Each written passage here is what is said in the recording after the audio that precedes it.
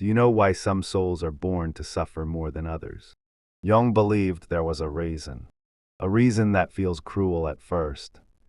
A reason that feels dangerous. And if you've lived your life as an empath, you've felt that danger inside your bones. You've carried it like a secret you never asked to hold. You've survived wounds that weren't yours. You've forgiven people who didn't deserve your softness. And somewhere along the way, you forgot yourself. But here's what Jung found that almost no one talks about. When the empath heals the core wound, original rupture, the ancient tear in their emotional field, something happens that terrifies the people who used to control them. The attraction flips. Instantly. Without warning. Without effort. Without revenge. And this is where the story darkens. Because the moment you stop needing the person who hurt you, the spell breaks. The emotional gravity reverses. The power returns to its rightful owner, you. But before you can understand how this happens, you need to understand something deeper. Why the empath is chosen in the first place. It's never random. It's never accidental. Every empath carries a wound that predates the relationship they suffer in. It goes back to childhood, family, silence, fear, loneliness. You learn to survive by feeling everything, by absorbing what others refused to face. And this made you powerful, but vulnerable. Most people never realize what happens next. The wound creates a magnet, a psychological pull that brings you toward people who mirror the very pain you tried to escape. Not because you're weak, not because you're naive, but because your unconscious is trying to finish a story that was never completed. And Jung warned that the unconscious will repeat a pattern again and again until you finally confront the truth waiting inside it. This is why you're drawn to the same type of person. This is why the same dynamic repeats in different bodies.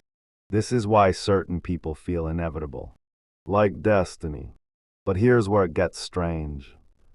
The moment you become conscious of the wound, everything changes. You stop reacting. You stop pleasing. You stop rescuing. You stop absorbing. And when you stop absorbing, the entire emotional contract between you and the other person collapses. Most people never see this collapse coming. Because for your whole life, you've been the healer, the fixer, the soft one, the patient one, the chosen one who carries the emotional weight of the room so others don't have to. But when an empath heals, they no longer need to carry anyone.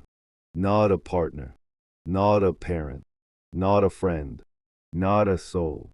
This is where the story turns. This is where the shadow rises. Because the very people who once felt drawn to your softness start to panic. Why? Because you're no longer predictable. You're no longer their supply. You're no longer bending to keep the peace. You're no longer shaping yourself around their storms. You've healed the core wound. And when that wound heals, attraction flips instantly. It flips so fast it feels supernatural. People who once felt magnetic suddenly feel distant, hollow, unfamiliar. People you once felt addicted to suddenly lose their pull. People who once held power over your emotional world suddenly have none. And as the pull dissolves, something else emerges in the silence. Clarity. Real clarity. Not the type you get from overthinking. Not the type you get from spiritual bypassing. Not the type you get from reading quotes online. But the clarity that comes from awakening. The clarity that comes from seeing yourself, not the wounded you, but the real Yao without distortion. You stand there, alone but not lonely. Quiet but not silent. Soft but no longer breakable. And for the first time, you can say, I see what this was. I see what I was giving. And I see why it hurt. Most people never reach this moment. Because reaching it requires something dangerous. It requires looking at yourself without flinching. It requires facing the shadow you've tried to avoid your entire life. It requires owning the truth that your wound made you attract what harmed you. This is the moment Jung called the confrontation with the self. And once you confront the self, the old attraction dies. Instantly, completely, irreversibly. But here's what no one tells you. When the old attraction dies, a new one awakens. Not to a person, to your own soul. And that changes everything. Because when you finally turn inward, something inside you begins to glow quietly, dangerously, beautifully. The glow pulls new people toward you. People aligned with your healed state. People who don't feed on your empathy but meet it. People who don't use your softness but honor it. People who don't fear your intuition but match it. This is the moment the chosen ones remember who they are. But before you reach that moment, there's a darker truth. The people who were connected to the unhealed version of you can feel the change, even if you say nothing, even if you disappear quietly, even if you move on gently. They feel it, because the dynamic they depended on no longer exists. You no longer orbit them. You no longer mirror their wounds. You no longer offer unconditional emotional labor. And this loss terrifies them. This is often when they return. A message, a call, a memory, a sudden apology, a sudden crisis, a sudden confession, a sudden longing. But it is not you they miss. It is the version of you who needed them. And that version is gone. Here's the shadow twist most people never expect. The empath doesn't become colder after healing. They become clearer. Their boundaries sharpen. Their intuition intensifies. Their energy becomes unmistakably sovereign. And this sovereignty changes the empath's entire vibration. When your wound heals, you become someone your old self would barely recognize. Not harder, not meaner, just unmistakably aligned. And here's the part that surprises even the empath. Healing the core wound doesn't just end toxic attraction. It ends trauma chemistry. It ends emotional addiction. It ends the unconscious hunger for intensity mistaken for love. It ends the illusion that you need to earn connection. And when those illusions die, you become dangerous. Not to the world, to the patterns that once devoured you. Jung said no tree, it is said, can grow to heaven unless its roots reach down to hell. He wasn't speaking poetically. He meant every word. You grew roots in hell. You lived your life feeling other people's storms. You learned love through sacrifice. You learned safety through silence. You learned connection through pain. And because of this, your ascent will be higher than most can imagine. But ascent only comes after the wound is faced. And facing it is the moment the empath becomes awakened. And after awakening, attraction flips. Life flips. Destiny flips. The old world collapses. The new one begins. But we're only at the beginning. Because the deeper truth Jung never said directly, but implied with every piece of his work is this: when the empath heals the core wound, they become the one thing the unconscious fears. A conscious soul. And a conscious soul cannot be controlled. This is where your journey truly starts. Not in suffering, not in longing, not in self-sacrifice, but in the moment you realize the pain you carried wasn't a curse. It was the initiation of the chosen ones. And the moment you walk through that doorway, nothing about your relationships, your attraction, your destiny, or your identity will ever be the same again. But here's where things get even darker and even more beautiful. Because healing isn't the final stage. It's only the threshold. What comes after healing is transformation. And what comes after transformation is power. And what comes after power is truth. But to reach that stage, you must understand something most people fear to admit: the empath's wound is not emotional. It's spiritual. And the moment it heals, the whole universe responds. You'll feel it soon. You may already feel it now. A shift, a quiet one, but unmistakable, like something inside you has clicked into place. A memory, a knowing, a recognition, a sense that you were never broken, you were being prepared. Prepared to become something new. Prepared to outgrow the old dynamic. Prepared to step into a life where attraction isn't trauma, but truth. This is only the first step. And the deeper revelations, the ones about destiny, synchronicity, and the hidden logic of the wound are still waiting. They are coming, and they will change everything. Most people believe healing is a quiet process, a gentle unfolding, a slow letting go. But for the empath, healing the core wound is nothing like that. It doesn't feel peaceful. It doesn't feel graceful. It doesn't feel spiritual in the way people like to imagine. It feels like something inside you is dying. A self, an identity, a pattern that lived inside your nervous system for decades. And this is where Jung would say the unconscious begins to tremble. Because the moment the wound loses its grip, the entire structure of your psyche shifts. You no longer run toward the familiar pain. You no longer mistake intensity for destiny. You no longer respond to manipulation disguised as love. And when you stop responding, everything around you starts to reorder itself. But most empaths don't realize what's happening at first. It begins subtly, softly, almost imperceptibly. Your reactions change. Your emotions soften. Your inner world becomes quiet. Not numb, just quiet. You find yourself observing instead of absorbing, listening instead of collapsing, thinking instead of spiraling, pausing instead of surrendering.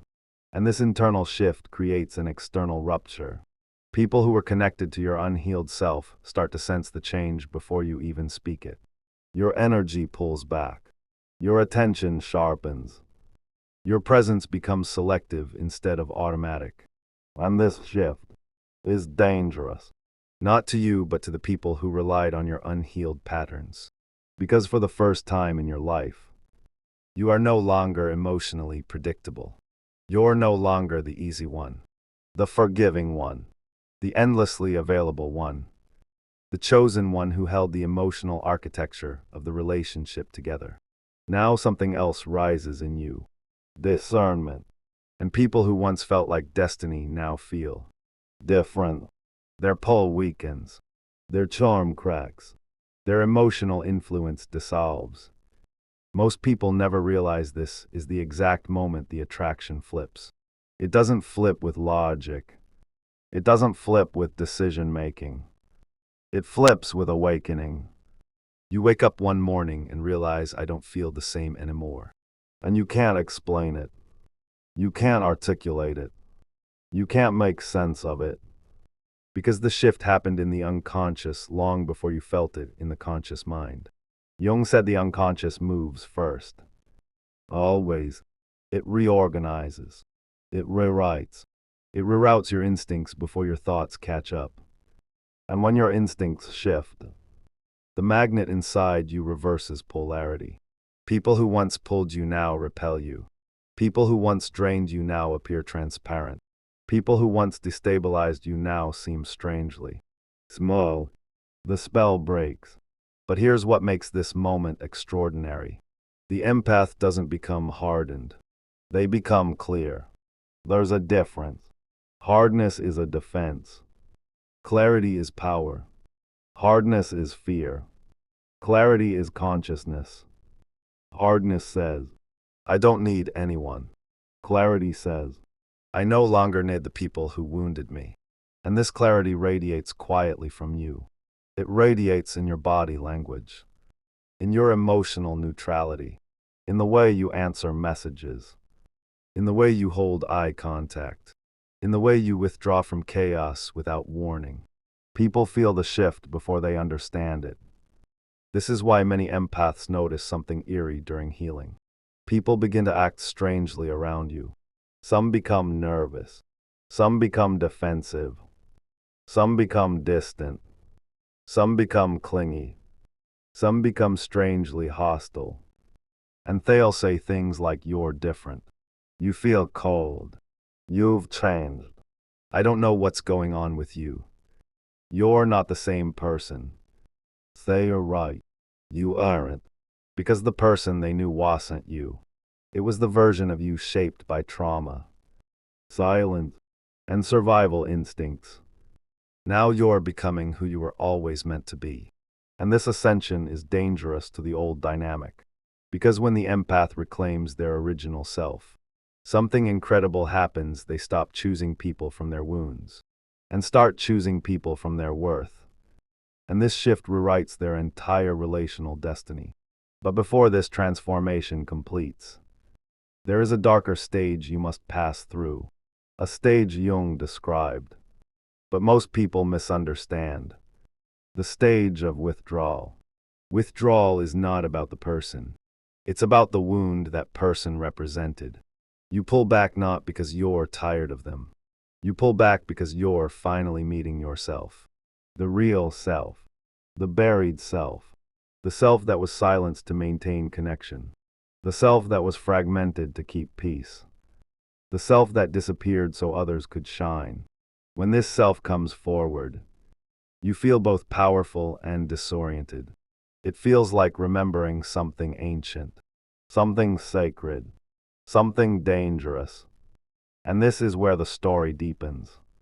Because healing the core wound doesn't just change your attraction. It changes your entire consciousness. Your dreams shift.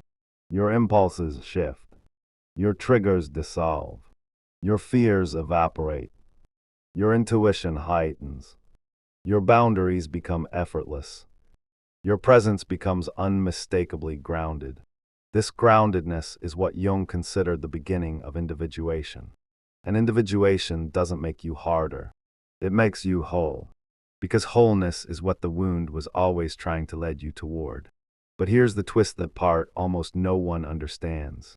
When you reach wholeness, you no longer attract wounded predators. You no longer attract unavailable partners. You no longer attract chaos disguised as passion. You no longer attract people who need to be fixed.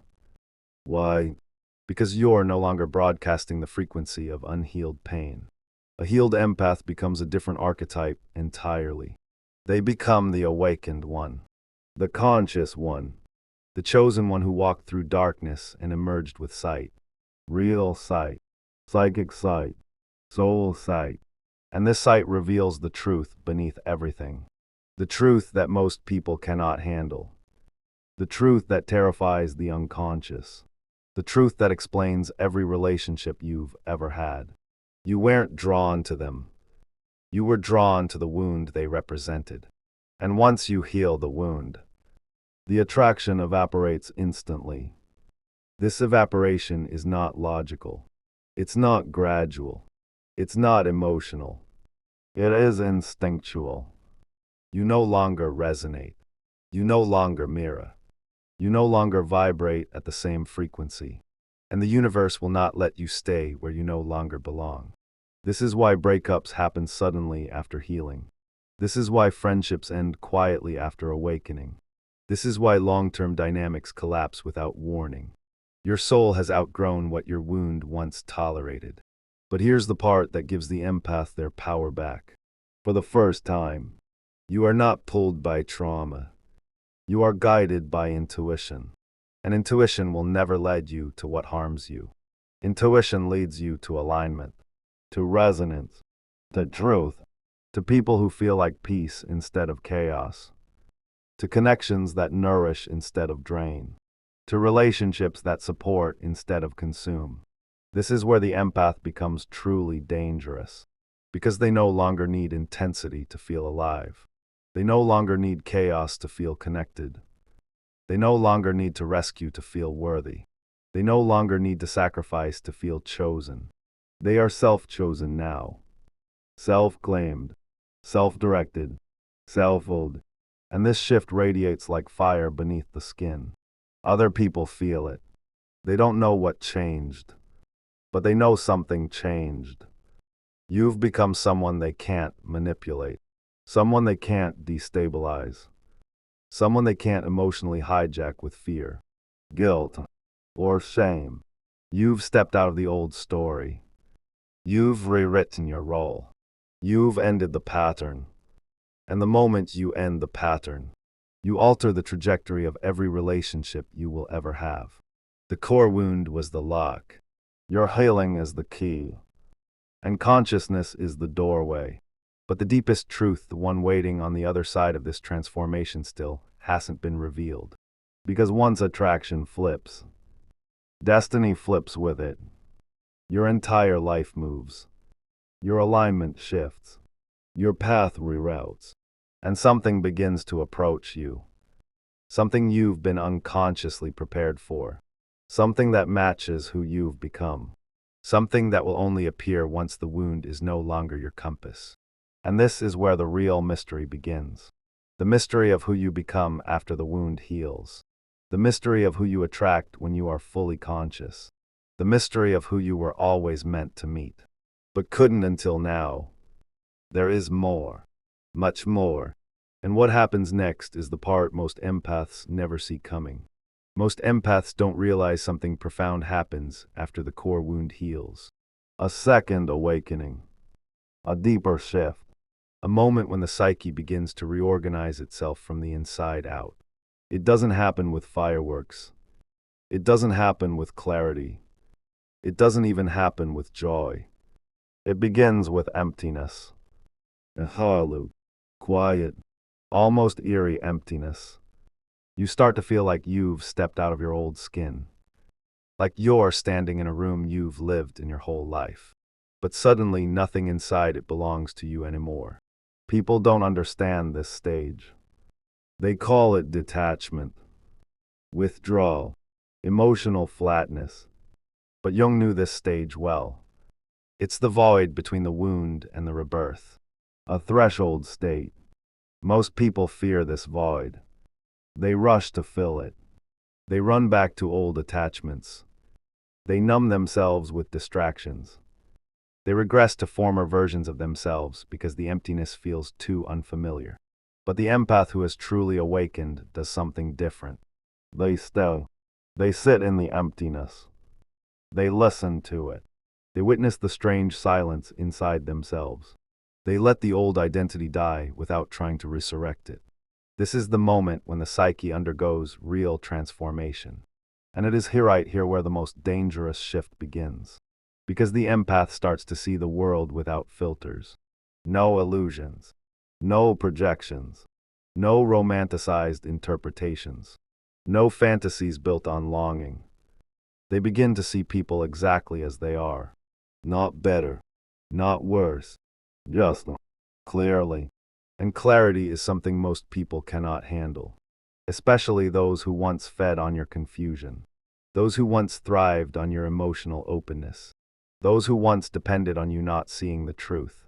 But you see it now. The unconscious contracts that kept you tied to certain people dissolve. The power imbalance evaporates. The emotional tether snaps. You're free. And freedom feels strange at first. Not exciting. Not liberating. Not triumphant. Just unfamiliar. Like stepping outside after a long night and realizing the air feels different. Lighter. Sharper. Almost electric. Here's what most empaths don't expect. Freedom feels lonely at first. Not because you miss the person, but because you miss the version of yourself who existed in the wound. The empath's identity has always been built around carrying, healing, absorbing, interpreting, and understanding. But when the wound heals, those roles dissolve. And when the roles dissolve, the identity they created falls apart. This leaves you feeling like you don't know yourself. And that's terrifying. But here's the twist. Not knowing yourself means you're finally free to become yourself. This is where the real emergence begins. Slowly, quietly, dangerously. You begin to trust your intuition in ways you never did before. Not because it's louder, but because the fear that blocked it is gone. Your mind becomes quieter. Your body becomes more grounded. Your emotions become clearer. Your boundaries become automatic. Your energy becomes unmistakably sovereign. And people feel this sovereignty before you ever speak it. Some will admire it. Some will fear it. Some will resent it. Some will try to pull you back into the version of yourself that made them comfortable. But something inside you refuses to return. You've crossed a line, a psychological point of no return. And now the unconscious begins aligning your external world with your internal transformation. You start attracting different people. You start craving different environments. You start sensing hidden intentions instantly. You start rejecting dynamics that once felt normal. You start welcoming experiences that once terrified you. Your life begins to reorder itself around the healed version of you. This is where synchronicity enters the story. Jung believed synchronicity was the soul's language, the way the unconscious communicates with the conscious mind, the way destiny reveals itself. And after the core wound heals, synchronicities begin to appear with increasing intensity. You think of someone and they message you. You feel drawn to a place and meet someone life-changing. You sense a decision before it happens. You anticipate things without knowing how. You feel guided by something invisible, yet familiar. This guidance is not random. It is the intelligence of the healed psyche. When the wound ruled your life, you were guided by survival, by patterns, by trauma, by old fears dressed as instincts. But once the wound dissolves, your intuition becomes pure, sharp, accurate, clean, unfiltered, almost prophetic. This is the stage where the empath transitions into something Jungians rarely name: a seer, a soul with vision, a consciousness that has walked through darkness and come out with sight. This vision shows you the truth behind relationships, not just romantic ones, but all connections. You begin to sense who is safe, who is aligned, who is hiding, who is draining, who is pretending, who is genuine, who is meant to walk with you into the next version of your life, and who was only meant for the wounded version of you. This clarity flips attraction again, this time not away from a person, but toward a deeper destiny.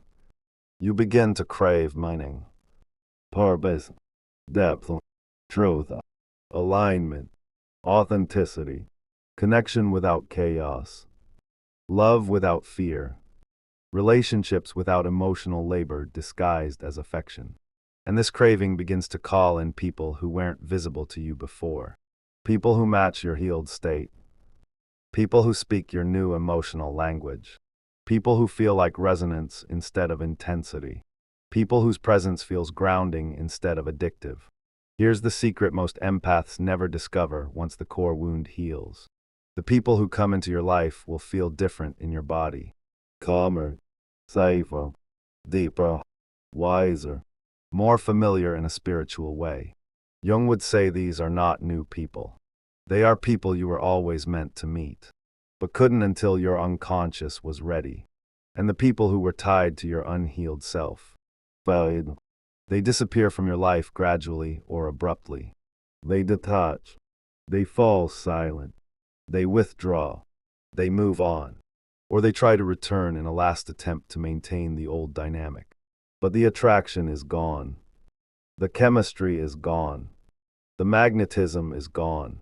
The unconscious contract is gone. And this is where most empaths finally understand something crucial. Healing isn't about fixing the past. Healing is about ending the past's control over your future. The moment the wound heals, your destiny becomes accessible again. Your real path, your real purpose, your real connections, your real identity. And your soul begins to move toward them. Quietly, naturally, inevitably.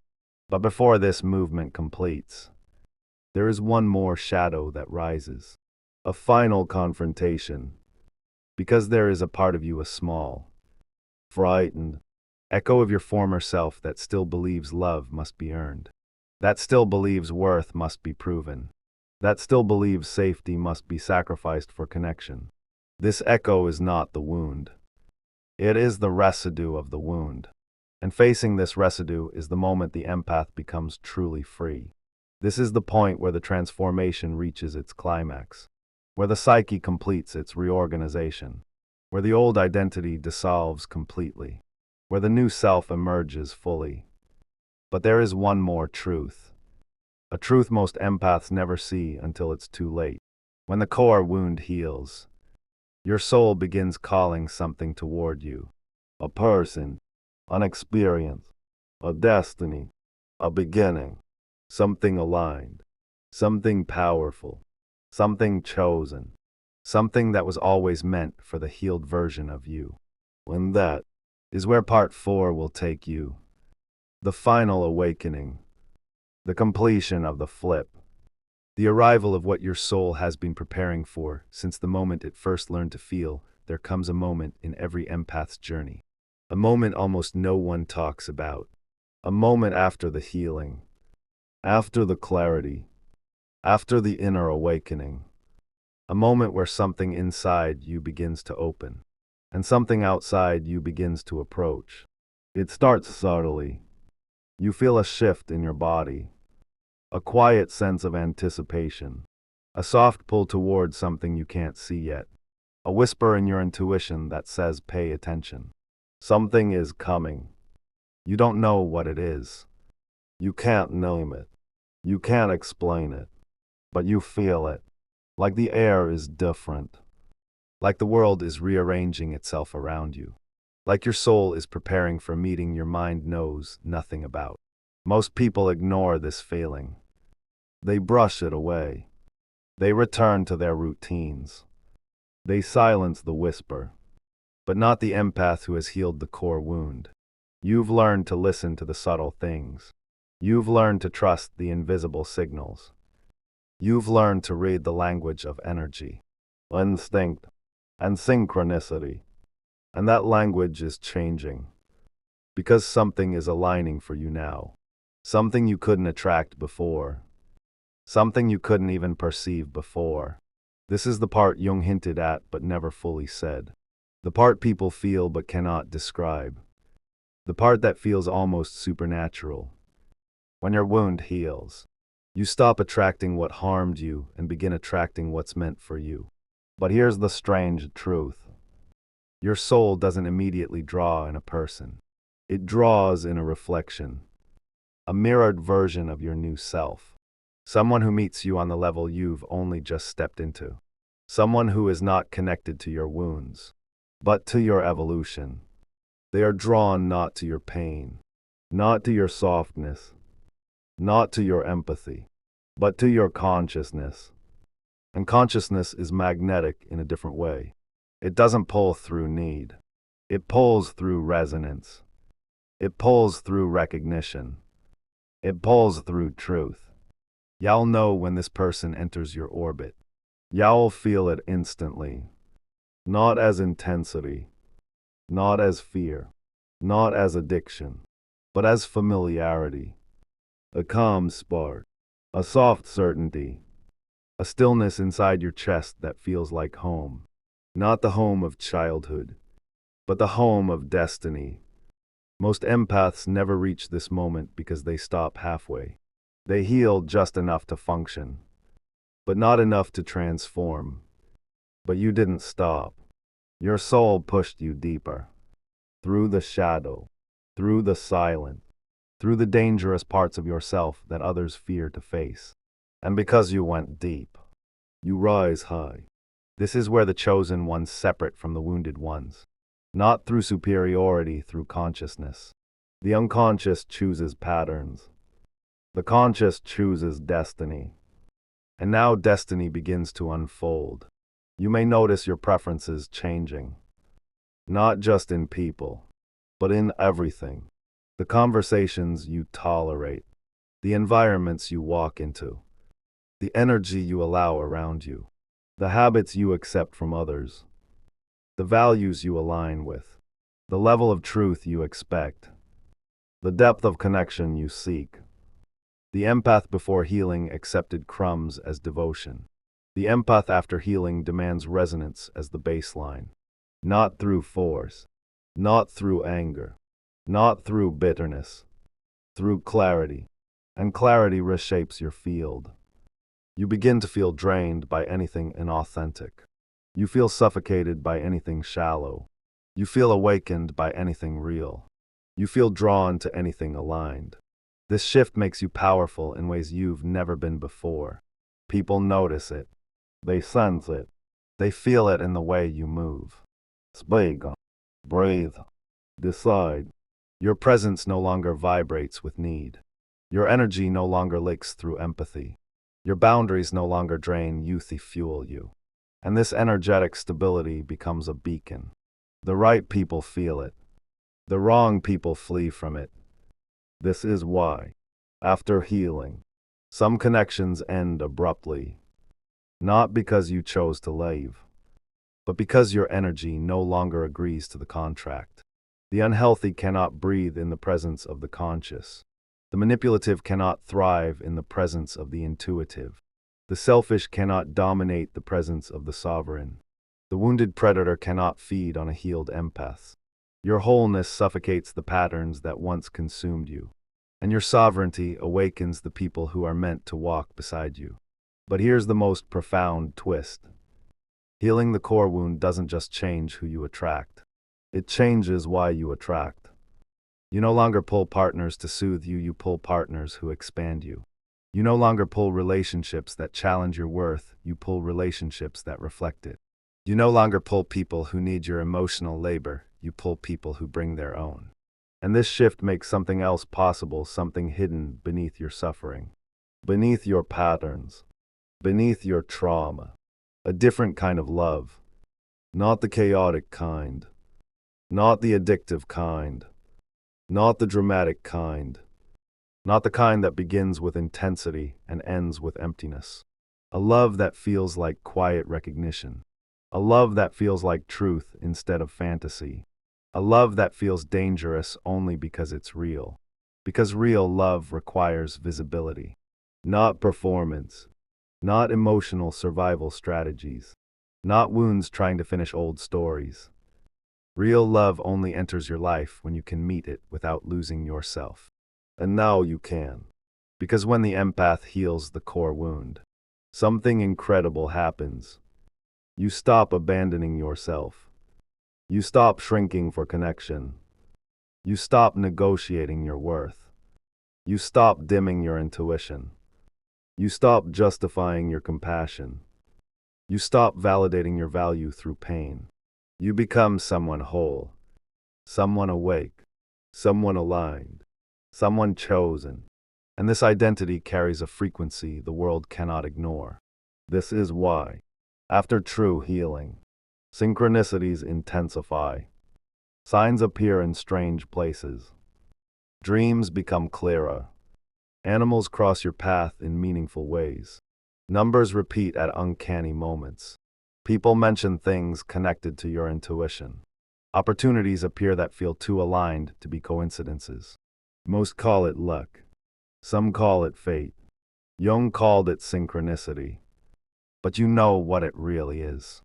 Your soul moving you toward the life that was always meant for you, the life you couldn't step into as long as the wound was steering your ship. And this is where the final transformation happens. You begin to attract not from fear, not from emptiness, not from trauma, not from survival, but from consciousness. And consciousness only pulls what matches its depth. This is the part that feels unreal. The part you don't quite trust at first. The part that feels too calm to be significant. A new person enters your life. Maybe slowly, maybe suddenly, maybe unexpectedly, but they carry something your wounded self couldn't perceive. Stability, presence, stillness, truth. A grounded energy that doesn't demand your healing, it accepts your wholeness. This person does not feel like intensity. They feel like recognition. Like you've met them before. Like your souls remember each other even if your minds don't. And here is the real miracle: you can finally meet someone without losing yourself. Because you've already met yourself. And this changes everything. It changes the way you speak, the way you trust, the way you open, the way you receive, the way you love, the way you choose. Because now, you choose from truth, not from pain.